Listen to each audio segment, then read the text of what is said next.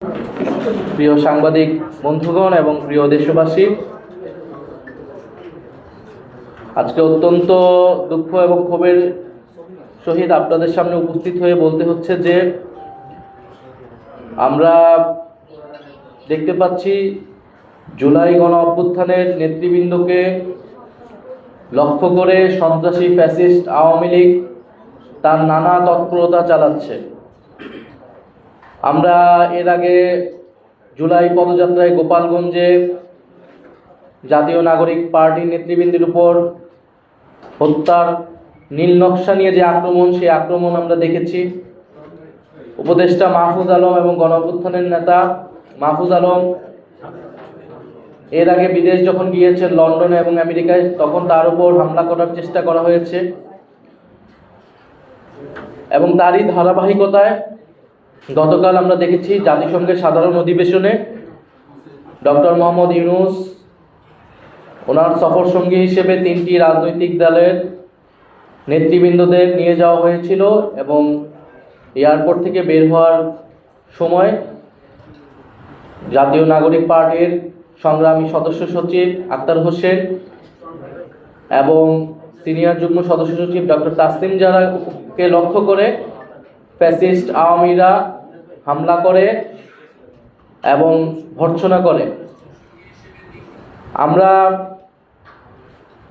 সার্বিক বিষয় পর্যালোচনা করে বলতে চাই যে এই যে ক্রমাগত হামলা, ষড়যন্ত্র এবং অপতৎপরতা চলমান রয়েছে, সরকারের পক্ষ থেকে উপযুক্ত কোনো ব্যবস্থা আসলে নেওয়া হয়নি। যখন মাহফুজ আলমের উপরে উপদেষ্টা মাহফুজ আলমের উপর আক্রমণ হয়েছিল, তখনও আমরা বলেছিলাম যে গণ অভ্যুত্থানের নেতৃবৃন্দদেরকে টার্গেট করা হচ্ছে এবং এই ঘটনাগুলোর সাথে প্রশাসনের বিভিন্ন কর্মকর্তা জড়িত। ভিতর থেকে এই ইনফরমেশনগুলো লিক করা হয় এবং সরকার এবং পররাষ্ট্র মন্ত্রণালয় থেকে নিরাপত্তা প্রদানের যেই ধরনের ব্যবস্থা নেওয়া হয়েছিল, সেই ব্যবস্থাগুলো যথাযথ ছিল না বলেই গতকালের ঘটনা ঘটতে পেরেছিল। ফলে আমরা এর নিন্দা এবং প্রতিবাদ জানাচ্ছি এবং সরকার এবং পররাষ্ট্র উপদেষ্টার কাছে জবাবদিহিতা চাইছি যে সরকার তার সফর সঙ্গী হিসেবে, ডক্টর ইউনূস তার সফর সঙ্গী হিসেবে রাজনৈতিক নেতৃবৃন্দদের নিয়ে গেলেন, সেখানে আমাদের যাওয়ার কথা ছিল না। প্রধান উপদেষ্টা ডক্টর মোহাম্মদ ইউনূসের আহ্বানেই আমরা রাজি হয়েছিলাম। সেখানে তাদের সম্পূর্ণ নিরাপত্তা এবং সম্মান নিশ্চিত করার দায়িত্ব ছিল সরকার এবং প্রশাসনের, সেটি করতে তারা ব্যর্থ হয়েছে। দ্বিতীয়ত, এটি কোনো বিচ্ছিন্ন ঘটনা নয়। আওয়ামী লীগ, ফ্যাসিস্ট আওয়ামী লীগ যে নানা তৎপরতা দেশে এবং বিদেশে করতেছে,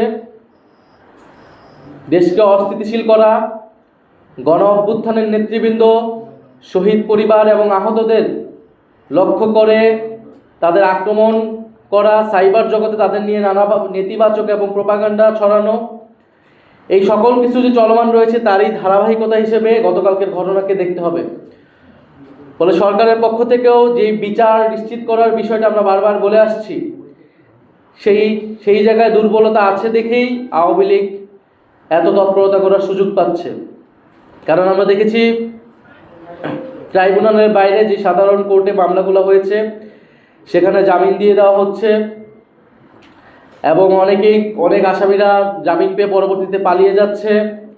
অনেক এলাকায় আওয়ামী লীগের লোকেরা ছাড়া পেয়ে প্রকাশ্যে চলাফেরা করছে এবং শহীদ পরিবারদেরকে হুমকি দিচ্ছে।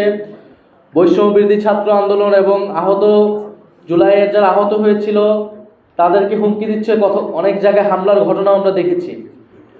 ফলে এগুলো ছোট এবং বড় পর্যায়ে নানা ধরনের ঘটনা কিন্তু দেশে ঘটতেছে এবং দেশের বাইরেও আমরা দেখতে পাচ্ছি।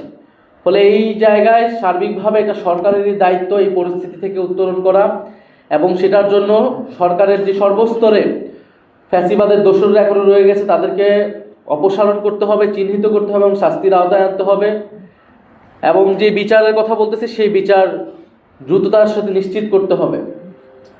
আমরা গতকালকের ঘটনার প্রেক্ষিতে আমাদের আজকে বিকালে 4টার সময় শাহবাগে জাতীয় নাগরিক পার্টির ঢাকা মহানগর উত্তর এবং দক্ষিণের উদ্যোগে বিক্ষোভ মিছিল অনুষ্ঠিত হবে এবং বাংলাদেশের সকল জেলা এবং মহানগরে গতকালকের হামলার প্রতিবাদে বিক্ষোভ মিছিল অনুষ্ঠিত হবে।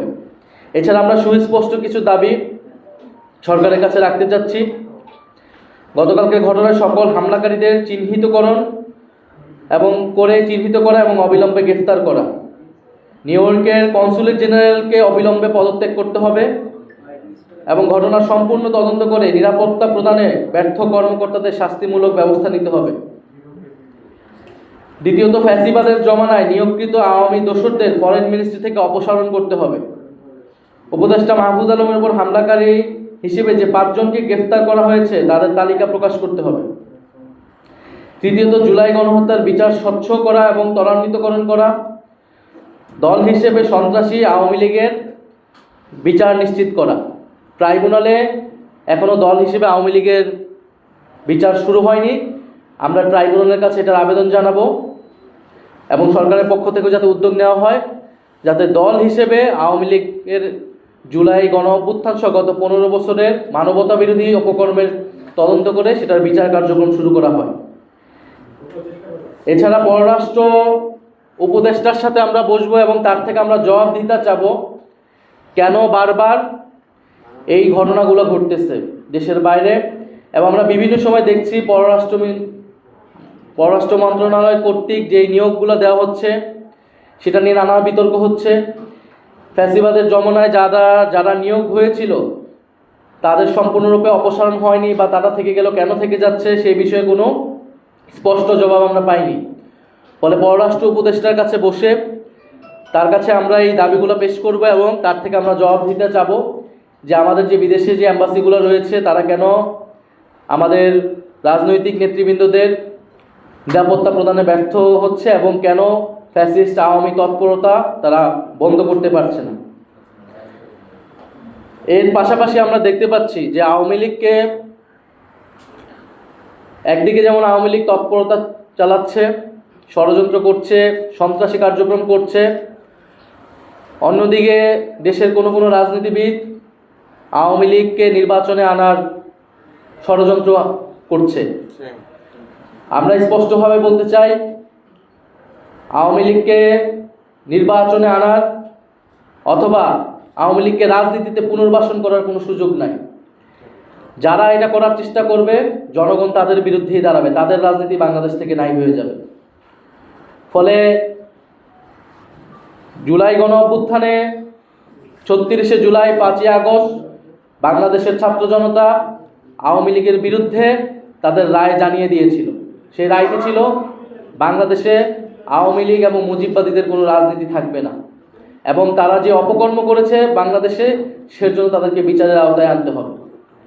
ফলে সেই জায়গায় আমি আহ্বান জানাবো ফ্যাসিবাদ বিরোধী সকল রাজনৈতিক পক্ষকে, যাতে এই আওয়ামী লীগ প্রশ্নে, মুজিববাদ প্রশ্নে আমরা সবাই এক থাকি। বিচারের মাধ্যমে আমরা যাতে তাদের রাজনৈতিক ফয়সালা করতে পারি এবং আওয়ামী লীগের পুনর্বাসনের, আওয়ামী লীগের ষড়যন্ত্র করা, দেশকে অস্থিতিশীল করার সকল ষড়যন্ত্র আমরা যাতে ঐক্যবদ্ধভাবে রুখে দিতে পারি। ধন্যবাদ আপনাদেরকে। এ পর্যায়ে আপনাদের যদি কোনো প্রশ্ন থাকে আমরা আপনারা অনুগ্রহপূর্বক আপনাদের নাম এবং যে মিডিয়া থেকে এসেছেন সংশ্লিষ্ট মিডিয়ার নাম বলে প্রশ্ন করবেন। আর আমরা বেশি প্রশ্ন দিতে পারবো না, যেহেতু 4টা বাজে আমাদের প্রোগ্রাম, আমাদেরকে ওখানে কোনো প্রস্তুতির জন্য চলে যেতে হবে।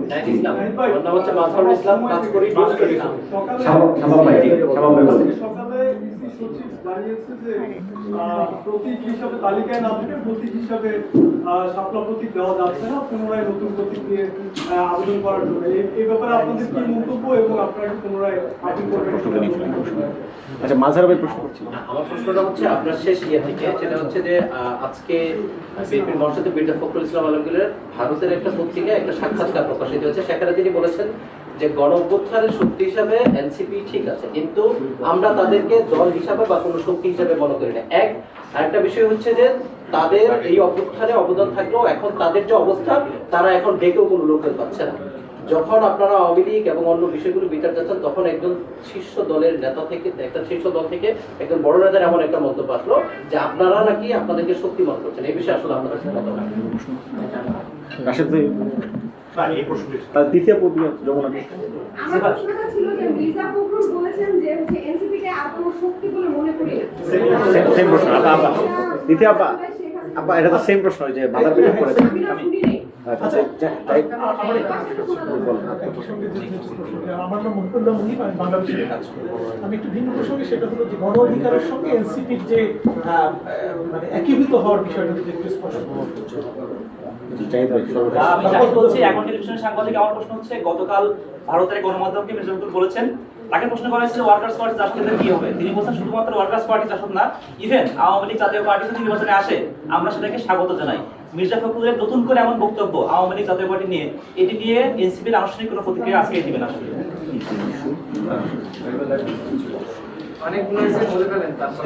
আমরা তো গতকাল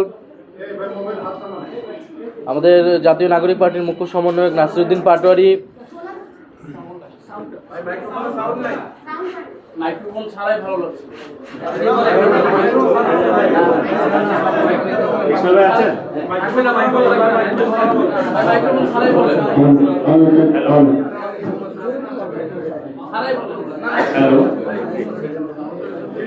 যে আমাদের জাতীয় নাগরিক পার্টির মুখ্য সমন্বয়ক নাসিরউদ্দিন পাটোয়ারি কিন্তু সেদিন নির্বাচন কমিশনে গিয়ে বলেছেন যে শাপলা প্রতীক না দেবার কোনো আইনগত যুক্তি তারা নির্বাচন কমিশন আমাদেরকে দেখাতে পারেনি।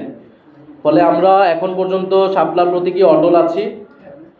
নির্বাচন কমিশন আনুষ্ঠানিকভাবে এই বিষয়ে সিদ্ধান্ত নিলে আমরা আমাদের চূড়ান্ত প্রতিক্রিয়া জানাবো।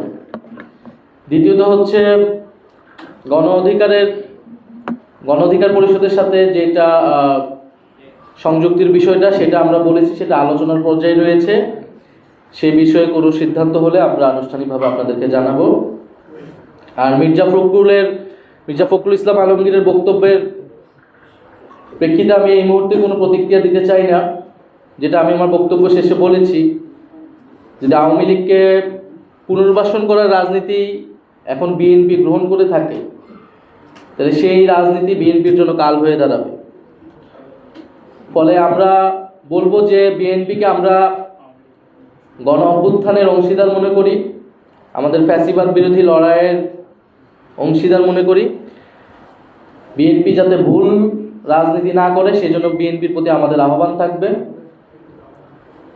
বাংলাদেশকে নতুন করে গঠন করতে হলে বাংলাদেশের সংস্কার, বিচার এবং বাংলাদেশের পুনর্গঠন প্রশ্নে এখানে আওয়ামী লীগ যে সকল বৈদেশিক শক্তির সমর্থনে দেশে ক্ষমতায় ছিল, জনগণের বিরুদ্ধে গিয়ে তাদের সাথে আপোষ করে আসলে বাংলাদেশের রাজনীতি করা সম্ভব নয়।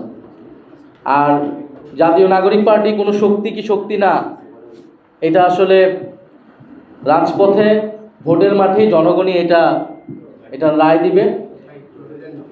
আমরা দেখতে পাচ্ছি যে জাতীয় নাগরিক পার্টি যাতে নতুন শক্তি হিসেবে আবির্ভূত হতে না পারে, সেই জন্য কিন্তু চতুর্মুখী আক্রমণের শিকার আমরা হচ্ছি, গত 1 বছর ধরেই হচ্ছি।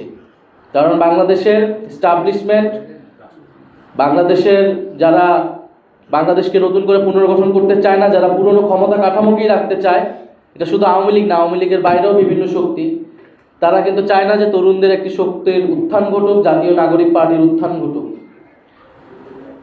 ফলে গত 16 বছর ফ্যাসিবাদ বিরোধী লড়াই যারা করেছেন, নির্যাতিত হয়েছেন, তাদের প্রতি আমাদের সমবেদনা রয়েছে, সহমর্মিতা রয়েছে, কিন্তু তাদের নেতৃত্বে গণ অভ্যুত্থান হয়নি। তারা বারবার আহ্বান করার পরেও কিন্তু জনতা রাজপথে নেমে আসেনি।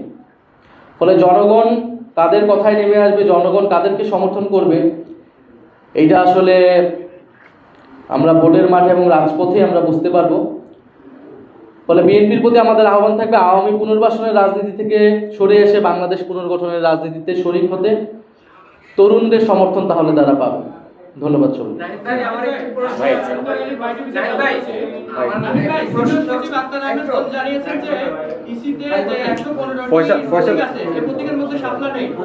এই বিষয়ে অলরেডি হয়ে গেছে, এই বিষয়ে বলা হয়েছে। ফয়সাল ভাই, ফয়সাল আদিক ভাই।